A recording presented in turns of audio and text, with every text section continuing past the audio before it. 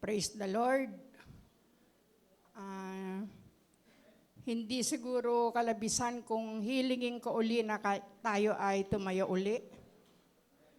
At tayo ay babasa sa ating teksto ngayong umaga. Sa Mark 10 verses 32 to 34.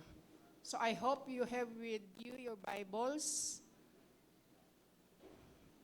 Mark 10:32 to 34. Sabi dito, they were on their way up to Jerusalem with Jesus leading the way. And the disciples were astonished, while those who followed were afraid. Again, he took the 12 aside and told them what was going to happen to him. Sabi ni Lord, we are going up to Jerusalem, he said, and the Son of Man will be delivered over to the chief priests and the teachers of the law. They will condemn him to death and will hand him over to the Gentiles, who will mock him and spit on him, flog him and kill him. 3 days later, he will rise. Let's pray. Hallelujah. O Lord, our great and awesome God, meron po kaming isang kahilingan ngayong umaga sa aming pag-aaral ng iyong salita. Tulad ng aming binasa, we pray, Lord, mamangha kami sa aming pag-aaral ngayong umaga. It is a privilege, Lord, na kami ay maging estudyante mo. Kaya, Lord, we ask the power of the Holy Spirit, the power of your word, na mangusap sa bawat isa, Panginoon. Mamangha kami kung sino ang Diyos na sinasamba namin. Mamangha kami sa dakila mong pag-ibig. Mamangha kami sa kabutihan mo at sa katapatan mo. This is our prayer in Jesus' name. Amen.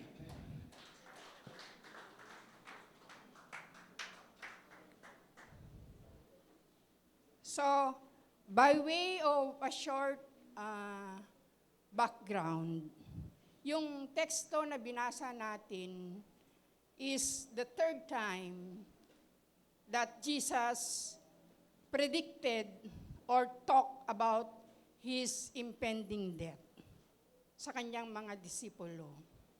At ito yung final, the most complete, and the most detailed predictions na ginawa ng Panginoon sa pagtuturo niya sa kanyang mga disipulo. And it leaves us no doubt that Jesus Christ knows very clearly kung ano ang mangyayari sa kanya. Na ang kanyang kamatayan was premeditated, it was planned by his Father, it was not by accident. And kung tutuusin natin, this is very alarming. And this is very crucial in the period, in the ministry of Jesus, dahil he has to go to Jerusalem. At hindi ito nauunawaan ng kanyang mga disipulo. In many ways, Mark portrays Jerusalem as a place for opposition for Jesus. Dahil doon po ang mga scribes, nandoon po yung mga religious leaders na nag-o-oppose sa mga itinuturo ng Panginoong Diyos. At ang determinasyon at ang tapang ng Panginoong Diyos, yung kanyang resolve na pumunta sa Jerusalem is like going to the headquarters of the enemy. It is like going to the lion's den at harapin ang mga nanggagalaiti na mga leon. Kaya namangha po ang kanyang mga disipulo. So yun po ang short background ng pag-aaral natin ngayong umaga. Pero ang title po natin this morning is A Call to Follow Jesus. So number 1, message note, He leads the way to suffering. Balik tayo sa verse 32. They were on their way up to Jerusalem with Jesus leading the way, and the disciples were astonished. So, it is notable doon sa verse na nabasa natin that Jesus was leading the way.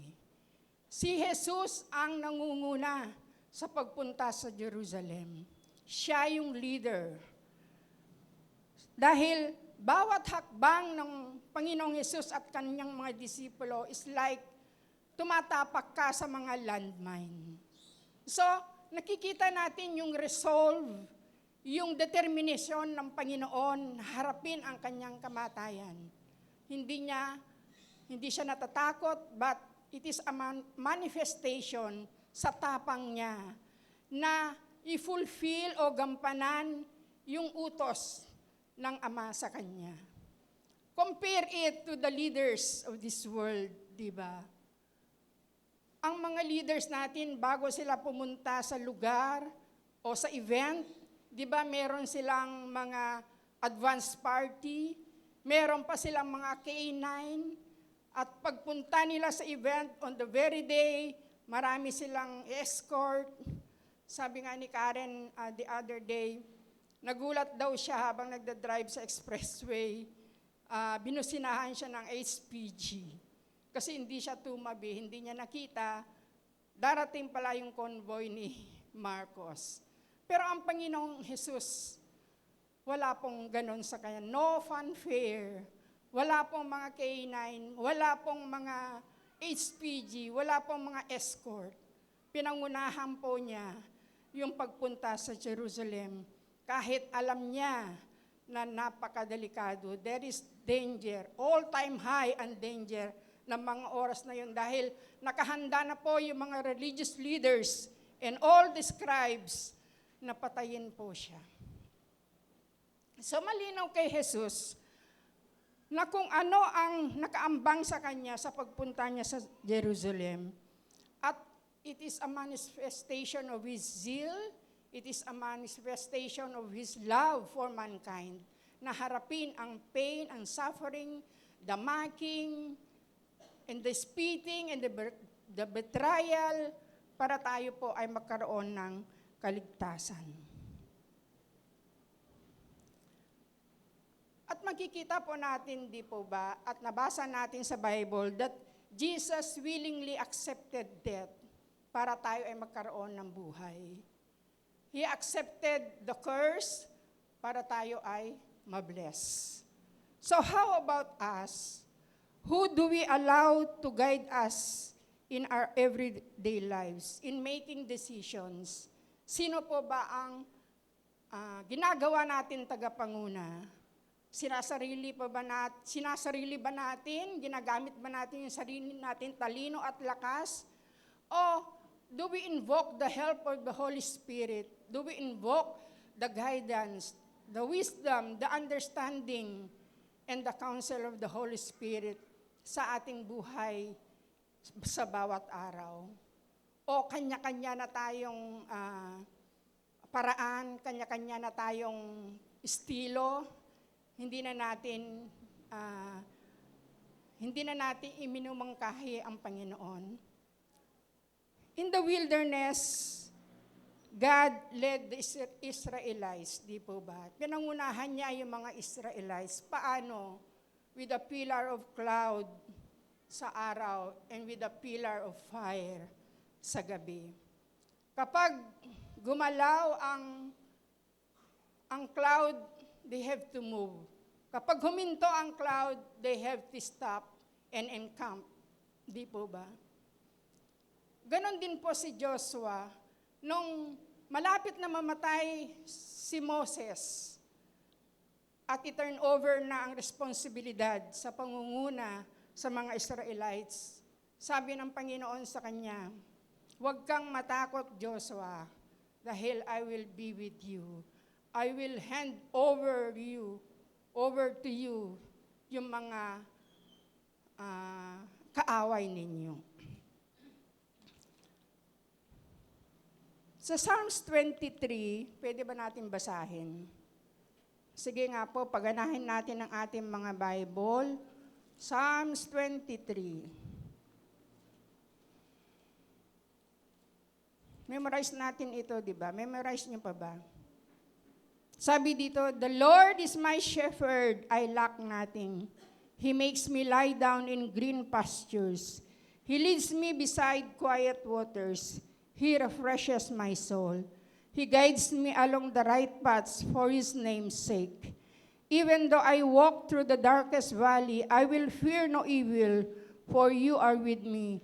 Your rod and your staff, they comfort me. You prepare a table before me in the presence of my enemies. You anoint my head with oil, my cup overflows. Surely your goodness and love will follow me all the days of my life, and I will dwell in the house of the Lord forever. God is our good shepherd. God is our protection. God is our provider. Di po ba? He leads us to green pastures. He guides us para hindi tayo mahulog sa bangin. The one who is always there for us.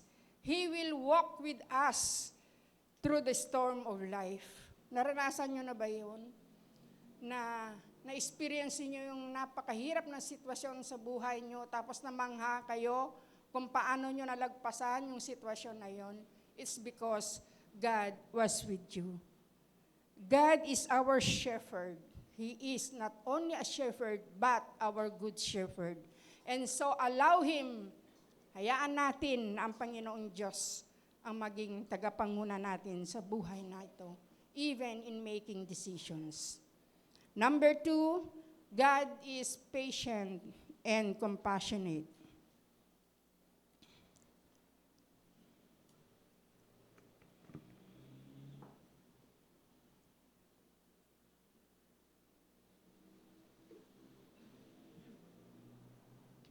Sabi dito sa verse 32, balik tayo sa verse 32.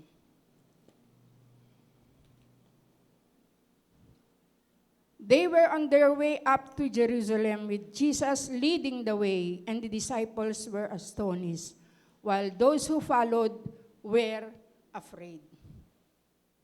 Kanina, namangha sila, then all of a sudden, sila po ay natakot. The Jesus we meet here in this key verse is perfectly patient and compassionate. Nung malaman niya na natatakot ang mga disipulo, anong ginawa ng Panginoon? Sabi dito, again, He took the 12 aside and told them what was going to happen to Him. Ang ginawa ng Panginoong Hesus, huminto, tumabi, at tinuruan niya yung mga disipulo na natatakot. Sa umpisa, masigasig sila, di po ba? Kaya nga sila namangha. Atapang din sila na sumusunod sa Panginoon. Pero nung nawala na yung focus nila sa Panginoon at iniisip nila yung maaring mangyari sa kanila, siguro sabi nila, baka tayo madamay dito. Kasi talagang desidido ang mga Pharisees na patayin siya, di po ba? Siguro sabi nila, baka kung ano mangyari sa atin. So, nawala yung focus nila sa Panginoon at yung kaisipan nila ay nandoon na sa Jerusalem, yung maaaring mangyari sa Panginoong Hesus at baka sila madamay. Kaya bigla silang matakot. And Jesus, being patient and a compassionate God, cannot afford to be indifferent about their feelings. So, ayun nga po, huminto siya. Siya po ay tumabi at tinuruan niya ang kanyang mga disipulo. Jesus knew they needed a private conversation and encouragement and motivation, not condemnation. God is patient and compassionate. Ramdam ng Panginoong Hesus na bumababa ang moral ng mga disipulo na sumusunod sa Kanya. Dahil hindi pa kasi nagsisink in sa mga disipulo na ang Mesaya na pinagkahihintay nila na matagal ay kailangan mag-suffer. Ang paniniwala kasi nila, ang Mesaya ay conqueror at i-conquer niya ang Roman Empire, lilipulin niya ang Roman Empire at sila ay lumaya sa operation na ginagawa ng mga Romans sa kanila. So bilang kapitan ng barko, paano mo nga naman mapatakbo ng maayos ang barko kung mababa ang moral ng mga crew? Di po ba? How about us, mga kapatid?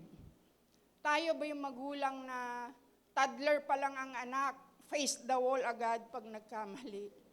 Tayo ba yung magulang na kapag hindi sumunod ang ating mga anak, tatanggalan natin ng baon, babawasan natin yung dati nating ibinibigay sa kanya? Tayo ba yung mga kapitbahay na nagpupulang yung aso sa harapan mo, babarangay mo na? Ganon po ba tayo, mga kapatid? Ang nararamdaman ng mga disipulo ay nararamdaman din yan ng isang Kristiyano. Nung umpisa, lahat tayo sa pagsunod. On fire, sabi nga. Pero along the way, bigla tayo ng hina.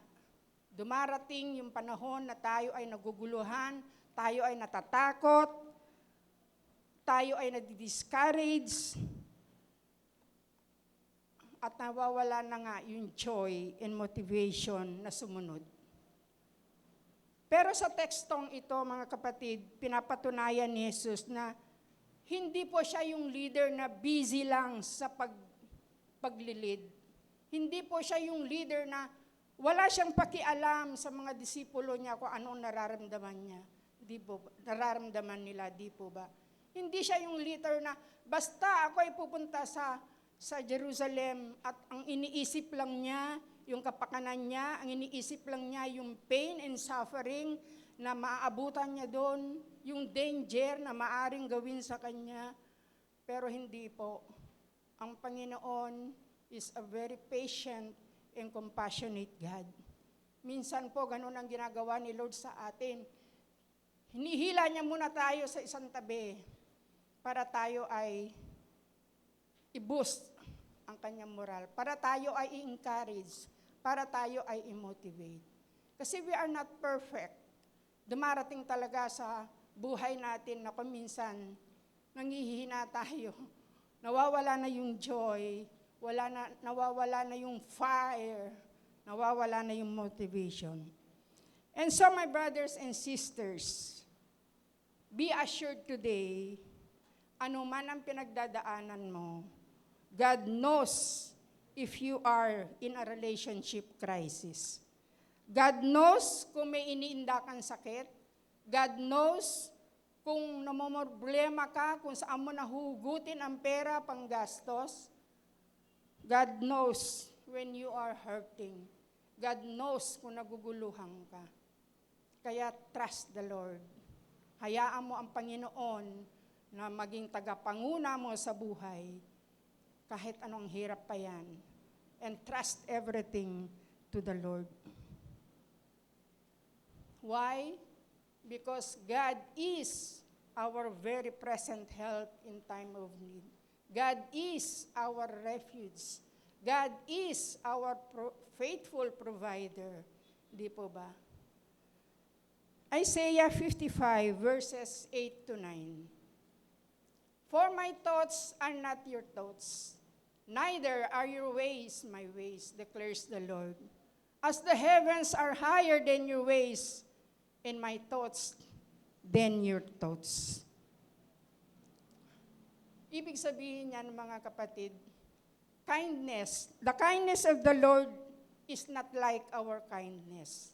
Na kapag gumawa tayo ng mabuti at hindi tayo pinasalamatan, hindi tayo nasuklian, hindi tinanaw ng nagawan mo ng kabutihan, may kasamang panghihinayang. May kasamang sama ng loob, may kasamang panunumbat. Di po ba? Let's face it, that is the truth. Yan ang katotohanan sa buhay natin. Why? Because we are still imperfect. The forgiveness of the Lord is not like our forgiveness. Na nagpapatawad tayo kung minsan, napipilitan lang. Nagpapatawad tayo kung minsan, half-hearted. Nagpapatawad tayo dahil it is the socially acceptable thing to do. Pero wala po sa deep in our hearts. Pero ang Panginoon, mga kapatid, nagpapatawad siya dahil gusto niya lumaya ang tao sa kasalanan. Gusto niya maligtas ang tao sa impyerno. Gusto ng Diyos magpatawad dahil gusto niya bigyan ang tao ng buhay na walang hanggan. The patience of the Lord is not like our patience.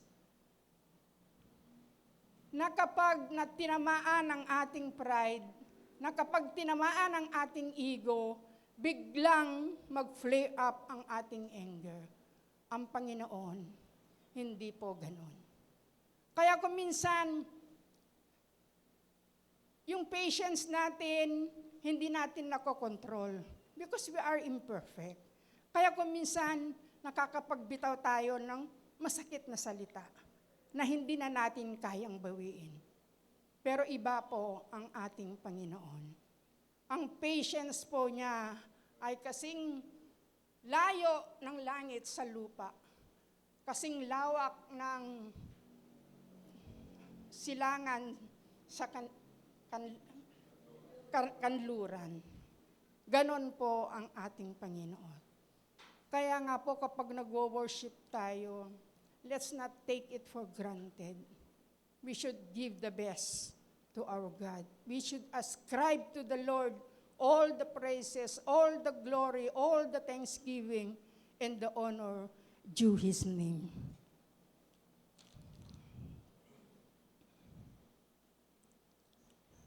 Isang patunay po sa patience at compassion ng Panginoon. Yung mga Israelita po, supposedly, 11 days lang niya tuturuan sa wilderness about sa faith sa Kanya. But because they are slow learners, inextend ni Lord ng 40 years. Because they have to relearn and relearn and relearn again yung tinuturo ng Panginoon sa Kanya. Imagine, di ba, inalis niya sa Egypt sila. Pagdating doon sa Red Sea, pinagkitaan niya ng matinding kapangyarihan, di po ba? Nilamon ng dagat yung mga humahabol na army ng Egypt. Pero pinagpalit nila yung glory na yon sa isang baka at sinamba nila. Isa pang patunay ng patience and compassion ni Lord. God was patient with Pharaoh that it took him 9 plagues bago niya ipatupad yung pinakasampung plague, the killing of the firstborn. Alam niyo po ba yung 10 plagues? Number 1, water turning to blood. Yung plague of frogs, yung plague of lice, kuto, yung plague ng langaw, yung livestock pestilence, yung boils, yung locust and darkness. Ganon po kahaba ang pasensya ng Panginoon. Di po ba nung ang mga Israel, yung tribo nila ayaw pumasok sa promised land dahil sa galit ng Panginoon after 40 long and winding patience and compassion, ayaw nilang pumasok and the Lord executed judgment. Hindi po niya pinatay lahat. Hindi po hinayaan ng Panginoon Diyos na mapatay ang buong lahi. Iniwan niya yung 20 years below. Kaya sila po yung nakapasok sa Israel. Of course, God is a righteous God.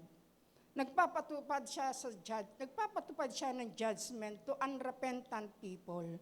Pero pagkatapos lang ng mahabang panahon ng pasensya, mahabang panahon ng grace, ng mystery, dahil our God is slow to anger, He is a compassionate God. He is abounding in love. Number 3, Jesus teaches His disciples about greatness in the kingdom of God.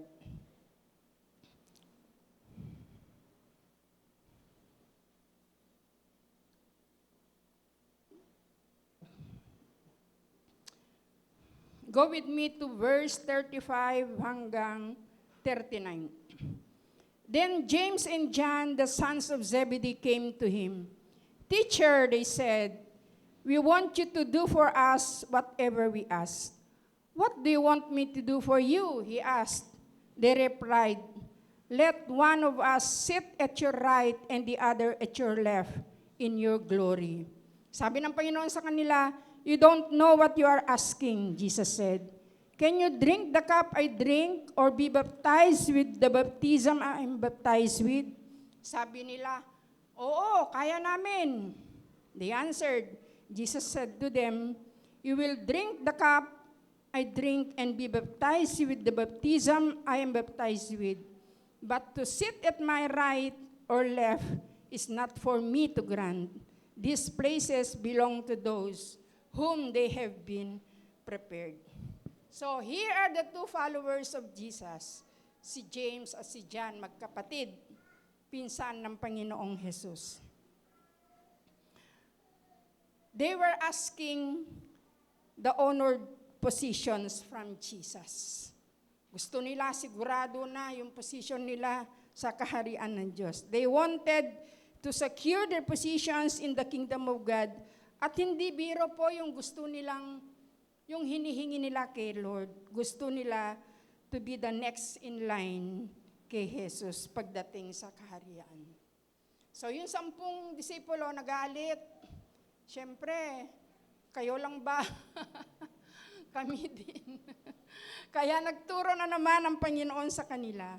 Siguro sa isip-isip ni James at si John, ang dami na namin sinakripisyo sa iyo para makasunod lang kami sa iyo. Iniwan namin ang aming pamilya, iniwan namin ang aming kabuhayan, iniwan namin ang lahat para makasunod kami sa iyo. Feeling siguro ni James at si John, they sacrificed their lives na kailangan bigyan sila ng reward ni Lord. So sabi ni Lord sa kanila, can you drink the cup I drink or be baptized by the baptism I was baptized with? Sabi nila, oo, kaya namin. Ang hindi nila alam, yung tinutukoy ni Lord na cup, ay yung kanyang suffering and death in the cross. Alam nyo, hindi naman masama maging ambisosyo, di ba? Maganda nga yung ambisosyo kasi ibig sabihin, mag-i-strive ka kasi ambisosyo ka. Pero ang problema ni James at ni John, hindi nila alam yung definition ng greatness sa kaharian ng Panginoon. Kaya patuloy na nagturo ang Panginoon sa kanila sa verse 42 to 44. Sabi dito,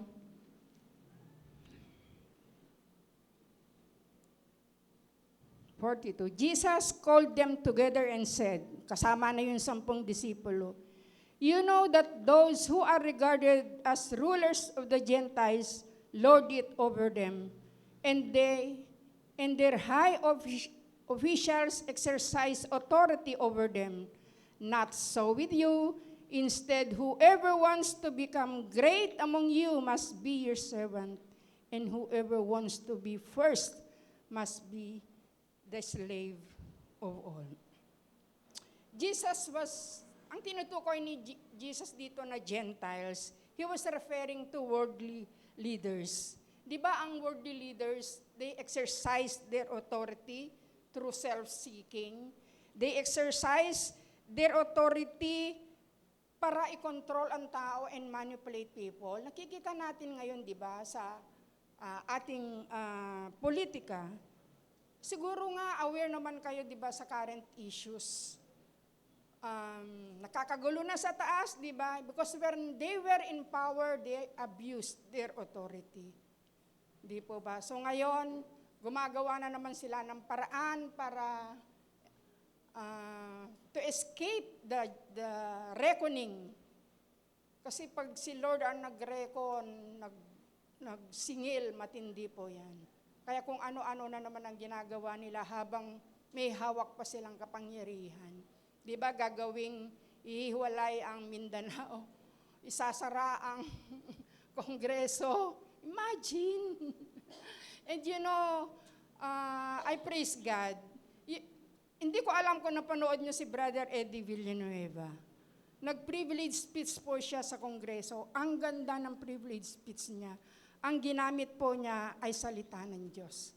Sabi niya, kaya po nakakagulo tayo dahil lumayo na lumayo ang tao. And he rallied his comrades, yung mga kasamahan niyang congressman, na magbalik loob sa Panginoon. Sabi niya, ito lang ang susi. Kasi kung hindi pa tayo nagbalik loob, baka magkaroon ng tsunami sa business. Hindi niya ibig sabihin tsunami na literal, kundi tsunami sa business, economic, sa politika. Ang ganda po ng privilege speech niya. It was a very powerful privilege speech dahil ginamit lang po niya ang salita ng Diyos. At nag-share siya ng gospel, nag-evangelize siya, pinatanggap niya lahat yung mga naroon at nung maramdaman niya na medyo may mga nagpalo-palosi po, sabi niya, huwag niyong nililibak ang salita ng Panginoon dahil yung mga nanlibak sa salita ng Panginoon, they receive their judgment. Panoorin niyo, ang ganda po. And naka-ano na yun sa archive ng ating Kongreso. And praise God, meron po tayong congressman who fears the Lord. Kasi sa ibang side, ang nakikita nilang paraan para malutas yung kaguluhan sa taas, tawagin daw si Gloria at si Erap para kausapin yung dalawa. Pero si Brother Eddie po, he used the Word of God.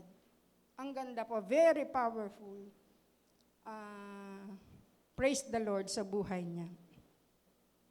So ang tinutukoy ng Panginoon dito, yung worldly leaders, not so with you, sabi niya, sa aking kaharian, if you want to be great, you should consider others more significant than you.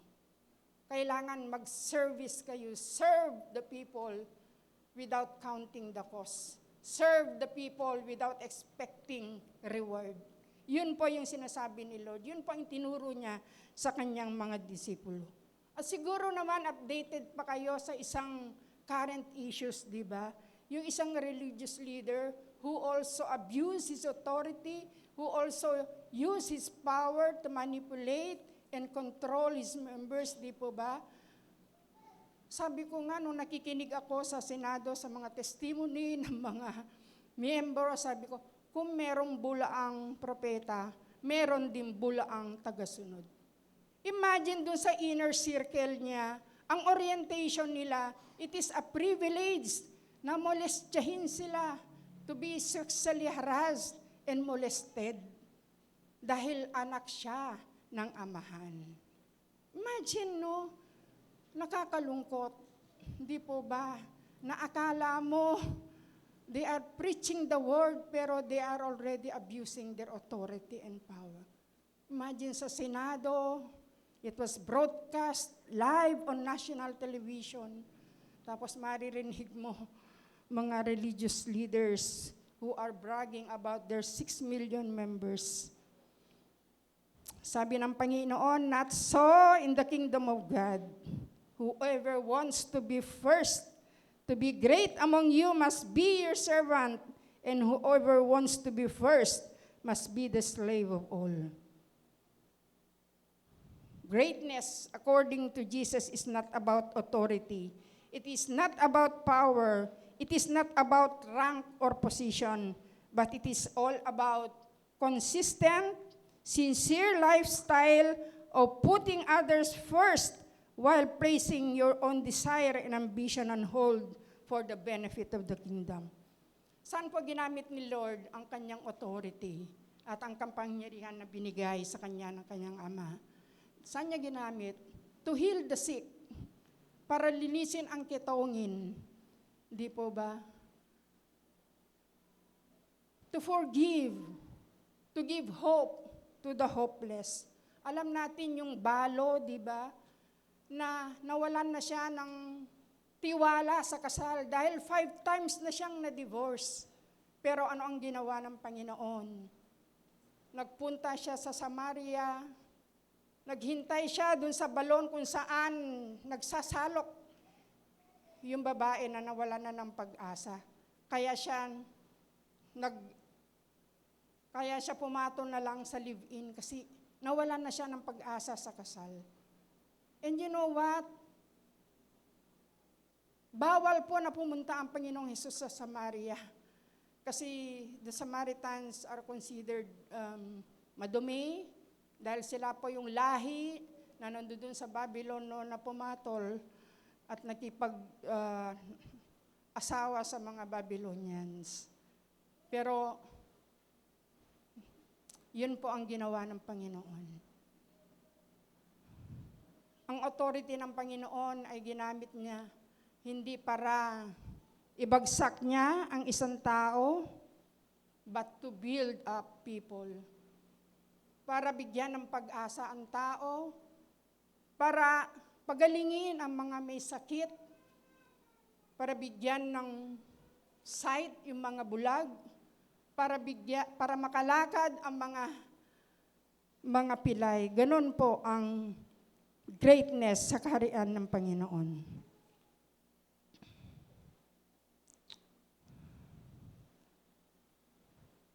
Alam niyo mga kapatid, we all have the opportunity to serve the Lord. Hindi lang po sa loob ng simbahan, sa tahanan, sa neighborhood, sa palengke, kung saan ka, nagmamalengke. Meron nga po ang nangyari nung Sabado na ako ay namalengke dyan sa San Pedro. Meron pong namili, matanda na namili ng sili na panigang at saka luya. Naiwan niya. So sabi ng nagtitinda, tumatawag siya dun sa mga bystanders, Kuya, pagitawag yung matanda, kawawa naman, naiwan niya yung binili niya. Ang dami pong tinawag yung wala pong sumunod, wala man lang pumunta dun sa matanda.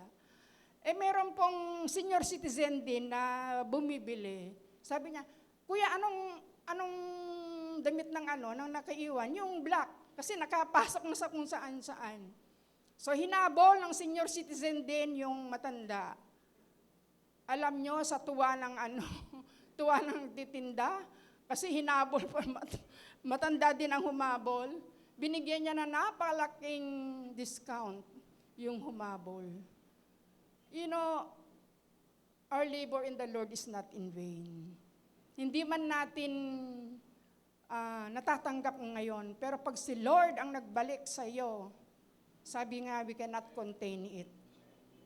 Naranasan ko na po sa Binyan. Bumili ako ng asukal tsaka harina. Ang pera ko 1,000. Ang sukli ko mga 750. Naiwan ko po si sukli. Ang laki po ng Binyan, di ba? Nung binili ko po, kung saan ako nagpunta. Kasi pag namalengke ako sa Binyan, gusto ko kompleto na prutas, gulay, lahat yan. Nakaraan na siguro yung 30 minutes. Pero alam niyo po yung bata, yung boy ng tindi, hinanap po niya ako. Nagulat ako, sabi niya, bigla sa akin, Nay, sabi niya sa akin, di ba ikaw yung bumili ng Akala ko may nadampot akong mga paninda na hindi ko bakit? Ito lang naman kinuha ko. Sabi, defensive agad ako. Sabi niya, hindi po, naiwan niyo po yung sukli niyo, 750. Ay, grabe. Sabi kong gano'n, imagine, nakaraan na yung 30 minutes at kung saan na ako nakarating. Sabi ko, napakabuti mo, Panginoon. 750 din yun, hindi po ba? Kaya napakabuti ni Lord. He deserves our praises. He deserves our thanksgiving. Huwag na tayong magdamdam kung tayo ay dumaan sa mahirap na sitwasyon. Sabi niya sa mga disipulo, I'm not calling you to a miserable life. Hindi ko kayo tinatawag na sundin ako para maging miserable ang buhay nyo, pero pangako niya, I'm calling you so that you will experience abundant life.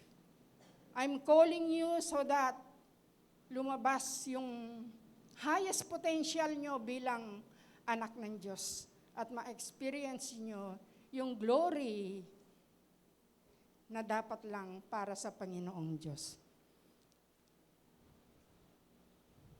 I would like to end this message with an illustration.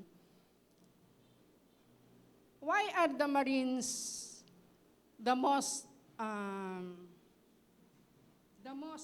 elite fighting force in the world?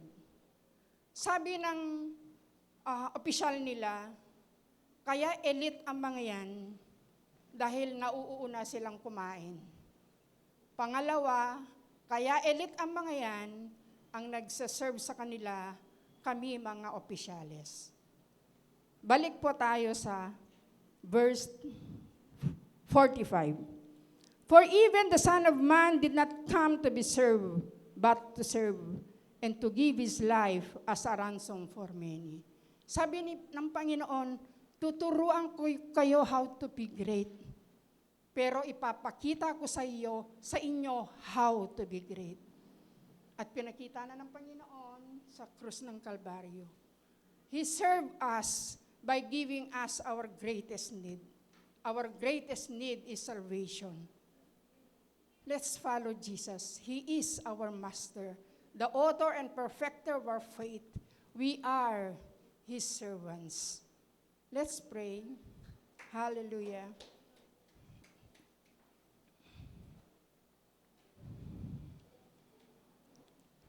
Hallelujah. Lord, in Philippians 2, verse 6 to 8, you left the splendor of heaven to live as a poor and despised man. You were willing to sacrifice your comfort, your reputation, and right as the Son of God because you love us so much, Panginoon. Kaya Lord, we would like to lift up our praises sa umagang ito, Panginoon. We are forever grateful, Lord. Huwag po namin kalilimutan yung joy before us, the joy of eternal life. This is our prayer in Jesus' name. Amen.